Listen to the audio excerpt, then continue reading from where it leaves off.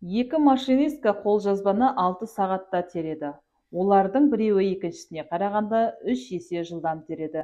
Әрбір машинистке жеке істегенде осы қолжазбаны қанша сағатта тереді деген есеп берілсе, біз бірінші былай аламыз. Екі машинистка бірігіп 6 сағатта жұмыс жасайды екен.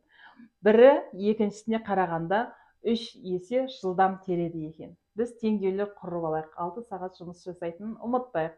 Ондай болса, теңдеуді құратын болсақ, x-тан 1 қосылған 3x-тан 1.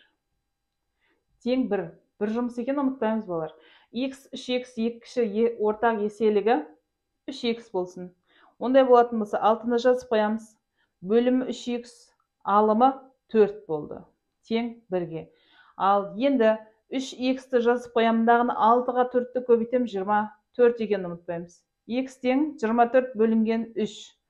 X тең нешеге? 8-ге.